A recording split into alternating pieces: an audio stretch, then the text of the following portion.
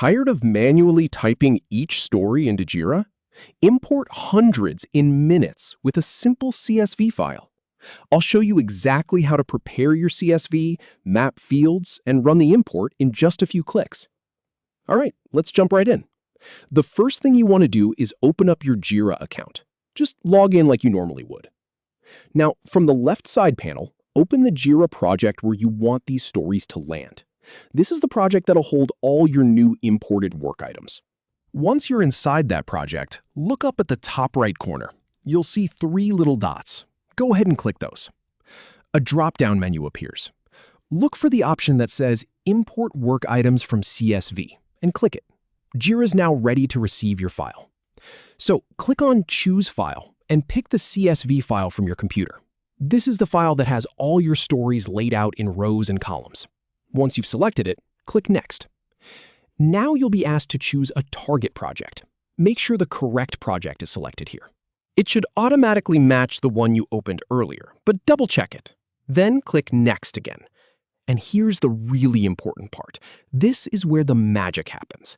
You'll see your CSV columns listed, and next to each one, there's a drop-down. This is where you map your spreadsheet columns to Jira's actual fields. For example, if you have a column in your CSV called Summary, you map that to Jira's Summary field. Same for description, priority, due date, and any custom fields your project uses. Take your time here. In my experience working with real Jira projects, getting the mapping right up front saves you from a lot of headache later. If you skip this step or map things wrong, your data might end up in the wrong places. Once everything's mapped, click Next. Now you'll see a summary screen. Give it a quick glance to make sure everything looks right. Then click Begin Import. At this point, Jira starts processing your file. This might take a moment, depending on how many stories you're importing.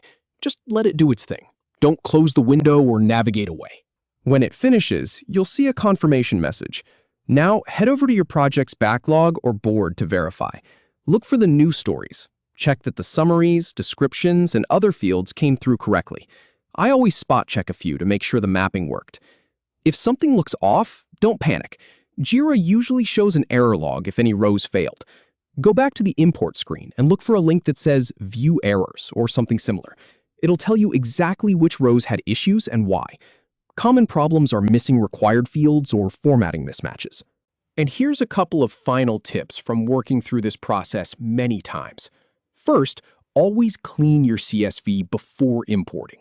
Remove any blank rows, make sure dates are in a format Jira understands, and keep headers simple. Second, if you're importing a huge file, break it into smaller batches. It's easier to troubleshoot that way. So that's the whole workflow, from a spreadsheet full of stories to a fully populated Jira project in just a few minutes. No more copy-pasting one story at a time. Give it a try on your next migration and see how much time it saves you.